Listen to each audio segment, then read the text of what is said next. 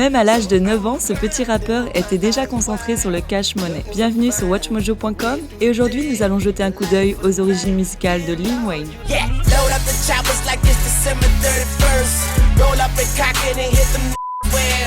Dwayne Michael Carter Jr. est né le 27 septembre 1982 à la Nouvelle-Orléans, en Louisiane. À l'âge de 8 ans, il compose déjà sa première chanson de rap et quelques années plus tard, il est découvert par Cash Money Records. Après être apparu dans quelques chansons d'artistes de Cash Money, il forme un duo appelé The Bee Gees avec son collègue rappeur Bee Gee. Il lance l'album True Story en 1995. Il adopte le nom de scène Lil Wayne et devient le plus jeune membre du groupe rap Hot Boys.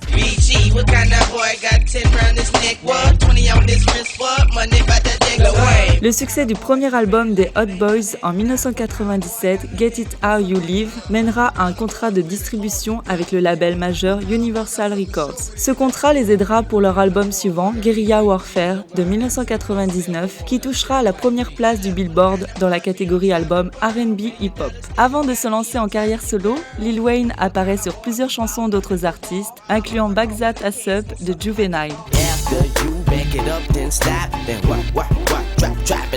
Son premier album, The Block Is Hot, sort en 1999. Débutant à la 3e place du Billboard, cet album populaire obtient un succès remarquable avec sa chanson titre.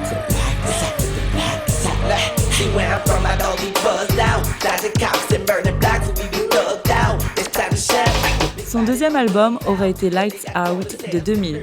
Il ne se vend pas aussi bien que son premier et comporte moins d'apparitions des Hot Boys et des autres artistes de Cash Money.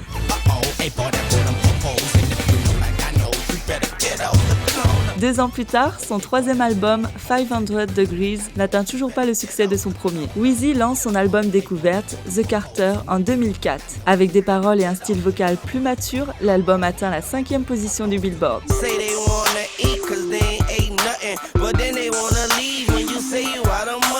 Il lancera sa suite, The Carter 2, en 2005. L'album débute en 2e position au palmarès et génère le single Top 30 Fireman.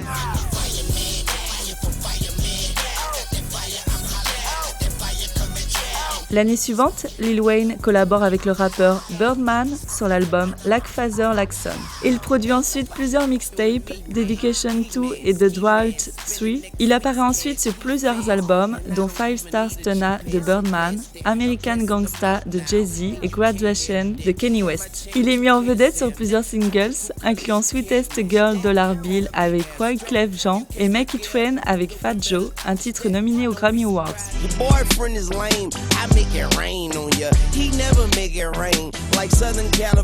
The Carter 3 de 2008 est un album historique pour le hip-hop car dès sa première semaine de sortie, plus d'1 million de copies en sont vendues.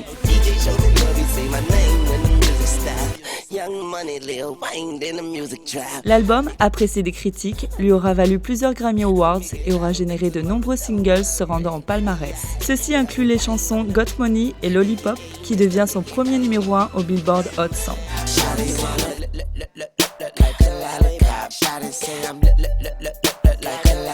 Suivant cet album, le rappeur est une fois de plus apparu sur plusieurs singles d'autres artistes. Les plus remarqués sont Can't Believe It de T-Pain, Swagga Like Us de T.I. et Jay-Z et Let It Rock de Kevin Rudolph. En 2009, il collabore sur l'album We Are Young Money. Cet album comporte des artistes du label Young Money Entertainment que Weezy fonde en 2005. En 2010, Lil Wayne lance Rebirth.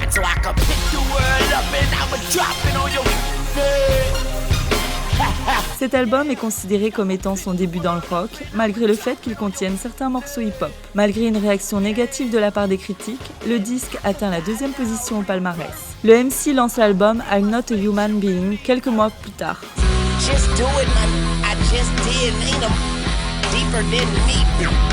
Qui est enregistré durant les mois précédant sa sentence de prison pour possession d'armes à feu. L'album atteint le sommet du palmarès Billboard malgré le fait qu'il soit en prison lors de sa sortie physique. Son premier album après sa sortie de prison aura été The Carter 4 de 2011.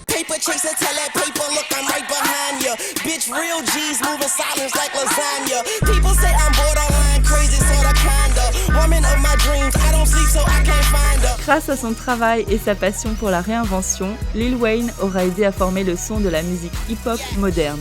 Nobody